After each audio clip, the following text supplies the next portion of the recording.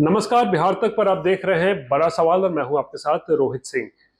केंद्रीय मंत्री और लोक जनशक्ति पार्टी रामविलास के राष्ट्रीय अध्यक्ष चिराग पासवान को लेकर इस वक्त बिहार की राजनीति में जबरदस्त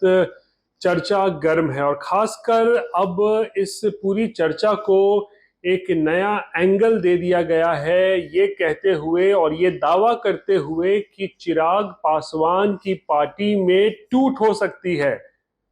और इस टूट के पीछे की वजह बीजेपी बन सकती है। दरअसल ये बड़ा दावा किया गया है आरजेडी के तरफ से। आरजेडी के विधायक मुकेश रोशन ने ये दावा किया है कि चिराग पासवान की पार्टी को तोड़ने के लिए बीजेपी लगी हुई है और चिराग के पार्टी के 5 में से 3 सांसद जो हैं बहुत जल्द चिराग का साथ छोड़ सकते हैं और बीजेपी में जा सकते हैं, यानी कि चिराग पासवान की पार्टी में टूट का दावा आरजेडी के विधायक मुकेश रोशन ने कर दिया है। और जो मुकेश रोशन का दावा है कि चिराग पासवान की पार्टी के जो 3 सांसद हैं जो बीजेपी के संपर्क में हैं या फिर बीजेपी जिनसे संपर्क में हैं, उसमें जो 3 नाम हैं वो है समस्तीपुर से सांसद शांभवी चौधरी, इसके बाद खगड़िया से सांसद राजेश वर्मा और फिर तीसरे नंबर पर है वीणा देवी जो कि वैशाली से चिराग पासवान की पार्टी की सांसद हैं। और उसके अलावा खुद चिराग पासवान हाजीपुर से सांसद हैं और उनके जो बहनोई हैं और अरुण भारती वो जमुई से सांसद हैं। तो चिराग पासवान की पार्टी को लेकर भविष्यवाणी की है मुकेश रोशन ने और दावा किया है कि बहुत जल्द जो है पार्टी में टूट होगी। और इसके पीछे की वजह दरअसल जो आरजेडी के विधायक महोदय बता रहे हैं वो ये है कि पिछले कुछ दिनों में जिस तरीके से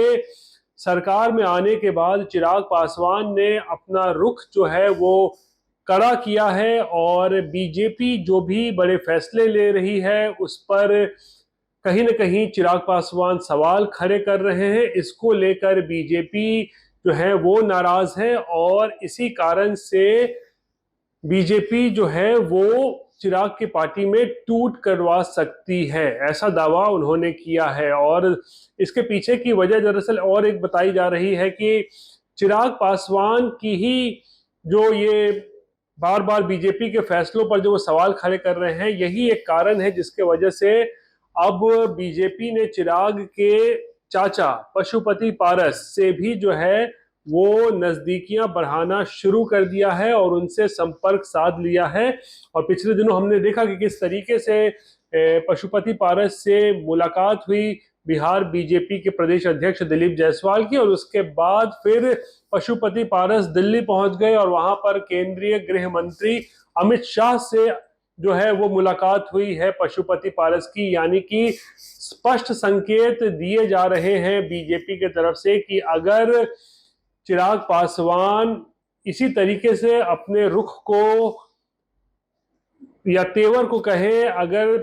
करे रखते हैं तो फिर बीजेपी के विकल्प खुले हुए हैं और इसीलिए पशुपति पारस से भी जो है वो संपर्क साधा गया है और कहीं ना कहीं दबाव की राजनीति चिराग पासवान पर करने की कोशिश यहां पर हो रही है। लेकिन इससे भी बड़ी बात जो है वो है कि क्या बीजेपी वाकई चिराग पासवान की पार्टी में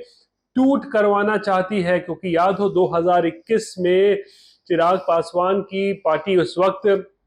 एक ही पार्टी हुआ करती थी लोक जनशक्ति पार्टी, उसमें टूट हुई थी। उस वक्त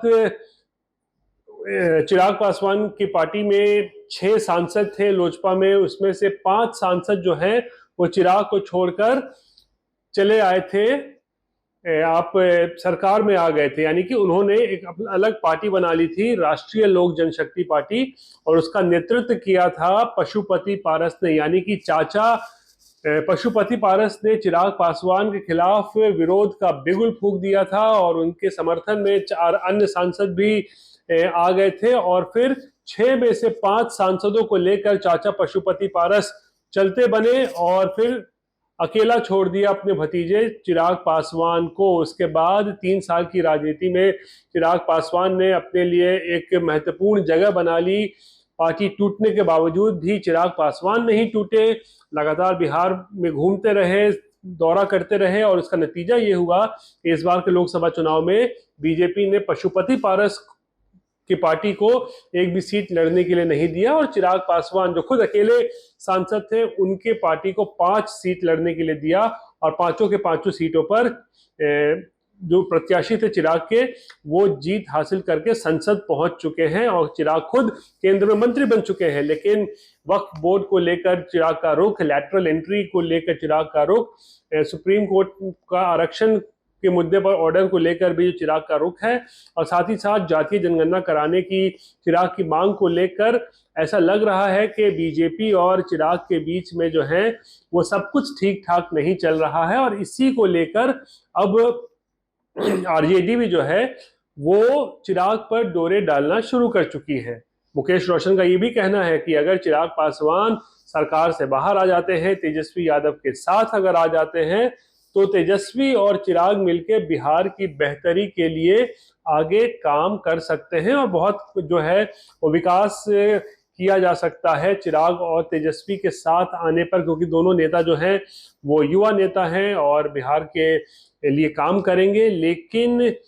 जहां तक ये टूट का दावा किया गया है आरजेडी विधायक की तरफ से, इसको लेकर इस दावे ने जो है बिहार की राजनीति में एक तरीके से कहें तो सनसनी फैला दी है। और वाकई अगर इस दावे में दम है तो, और हम तो कह रहे हैं कि अगर रत्ती भर भी इस दावे में दम है, तो ये चिराग पासवान के लिए एक खतरे की घंटी हो सकती है। मुकेश रोशन का दावा है कि पहले भी वीआईपी पार्टी को जो है बीजेपी ने तोड़ा था, उसके सभी विधायकों को जो है बीजेपी में शामिल कराया था बिहार में, और शायद ऐसा ही कुछ एक बार फिर से चिराग पासवान के साथ बीजेपी कर सकती है अगर चिराग पासवान अपने रुख में बदलाव लेकर नहीं आते हैं। तो अब देखने वाली बात ये होगी, और बड़ा सवाल ये है कि क्या वाकई चिराग पासवान को इस बात का अंदेशा नहीं है कि वो जो कर रहे हैं, या फिर वो उन्होंने जो रुख इख्तियार किया हुआ है सरकार के फैसलों को लेकर, उसका उन्हें क्या खामियाजा भुगतना पड़ सकता है, या फिर भविष्य की राजनीति के लिए वो सही है या गलत, ये चिराग पासवान को जानकारी है या नहीं है, ये बड़ा सवाल है। लेकिन मुकेश रोशन के इस दावे ने बिहार की राजनीति में जरूर खलबली मचा दी है, जब वो दावा करते हैं कि चिराग पासवान की पार्टी में, यानी कि लोक जनशक्ति पार्टी रामविलास में, एक बार फिर से बीजेपी जो है वो टूट करवाना चाहती है, और चिराग के 3 सांसद जो हैं वो बीजेपी में जा सकते हैं। बहरहाल ये थी बिहार से जुड़ी हुई आज की बड़ी खबर। बाकी की तमाम खबरों के लिए आप देखते रहिए बिहार तक, और मुझे आज के लिए दीजिए इजाजत। नमस्कार।